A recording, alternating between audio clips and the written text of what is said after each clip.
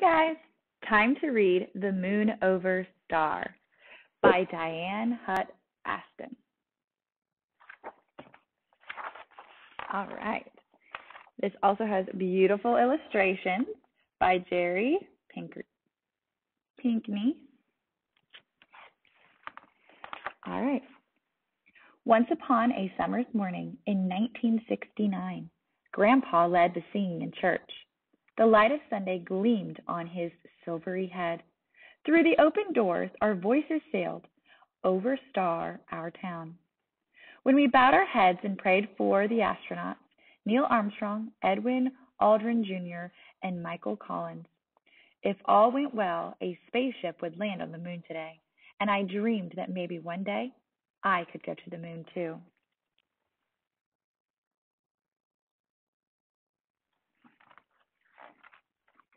My Gramps thought the space program was a waste of money, but I knew he was praying for them too. I thought about the astronauts' kids and wondered if they were scared. Scared but proud. I know I'd be proud. I slipped my hand into my dad's and whispered, so only I could hear, God, please bless the astronauts' children too.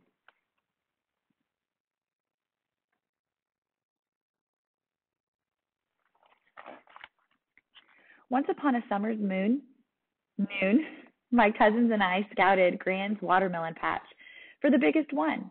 It took 3 of us to carry it to a tub of ice, 3.5, counting my littlest cousin, Lacey. We decorated the picnic table with pails of wildflowers. Then, our chores done, we built our own spaceship from scraps we found in the barn.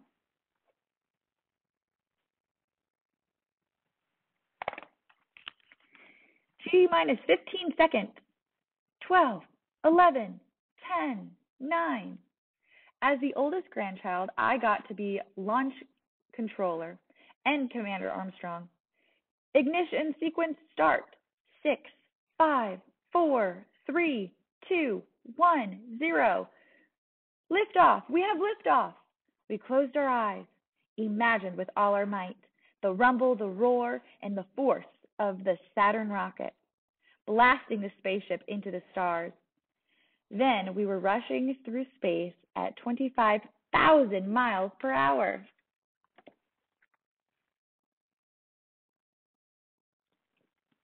Look at that. Beautiful illustration. I wonder how many miles it is to the moon, Cousin Carrie said. I'd been reading the moon stories in the paper, so I knew. About 240,000 miles, I said, and some scientists say it's moving away from us, an inch or so farther every day. I also knew that in May 1961, a month before I was born, President John F. Kennedy had said America would send men to the moon before the decade was out. Now that President Kennedy was in heaven, I wonder if he could see the astronaut. Was he smiling to know his dream was about to come true?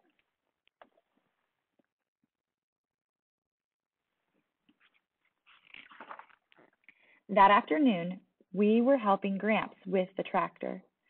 When Gran hollered, "Come quick, they're landing!" Gramps kept right on, tinkering with the engine. The rest of us ran pell-mell for the house and squirmed around the television screen as it glowed with equal parts of moon and a spaceship called Eagle.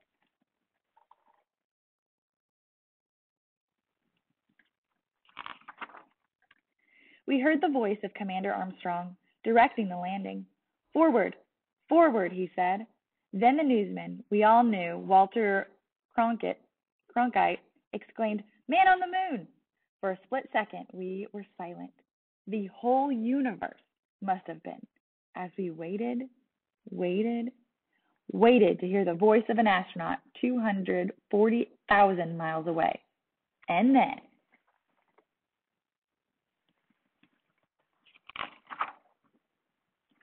"Houston, Tranquility Base here," Commander Armstrong said. "The Eagle has landed." Boy, did we cheer, all of the cousins, and even the grown-ups. all except Gramps. I remembered something he'd said. Why spend all that money to go to the moon when there's so many folks in need right here on Earth? Because we can, I'd almost shouted, but caught myself. I began to wonder then what Gramps' dreams had been from the time he was little. He had worked the farm, doing the same jobs, day to day, season to season.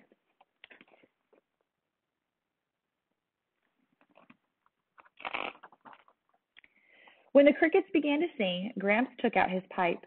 I pulled off his dirt-caked boots for him and stomped around the porch. Gramps, will you watch it with me tonight, the moonwalk? I'm mighty worn out today, he said, but maybe. Suddenly, I could see how tired he was. Lifetime tired.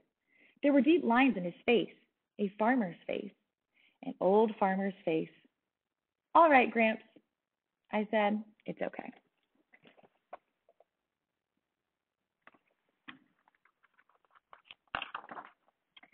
Once upon a summer's night in 1969, we spread blankets and folding chairs on the edge of the yard, where the buffalo grass grew thick and soft. The corn stalks whispered while we gazed at the pearly slice of moon and the stars gleaming like spilled sugar.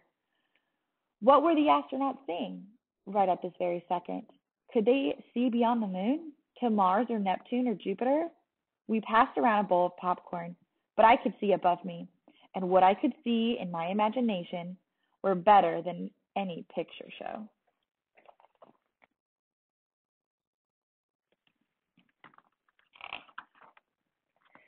Later on that summer's night in 1969, the television screen flashed with words that gave me goosebumps. Live from the surface of the moon. And Mr. Cronkite said, Neil Armstrong, 38-year-old American, standing on the surface of the moon on this July 20th, 1969.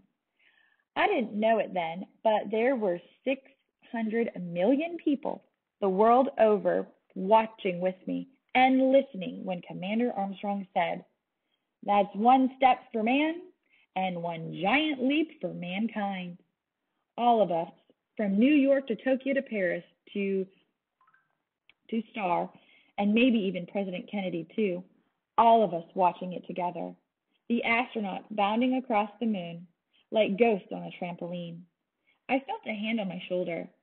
I reckon that's something to remember, Gramps said quietly.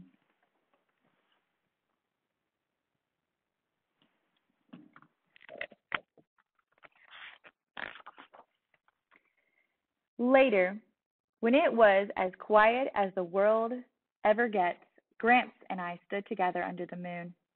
What's mankind? I asked him. He puffed on his pipe. Well, it's all of us, he finally said.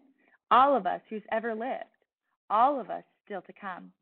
I put my hand on his. Just think, Gramps.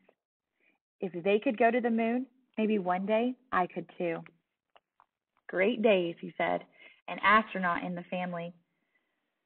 Who'd have thought? I smiled in the dark. My Gramps was proud of me.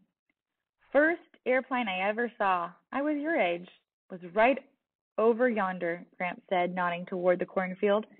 That was something to see. Oh, boy, something to see. A sigh in Grandpa's voice made my heart squeeze. Keep on dreaming, May, he said. Just remember, we're here now together on the prettiest star in the heavens. So sweet. Gramps had looked to the moon all his life. It told him when to plant and when to harvest. And once upon a summer's night, it told me to dream.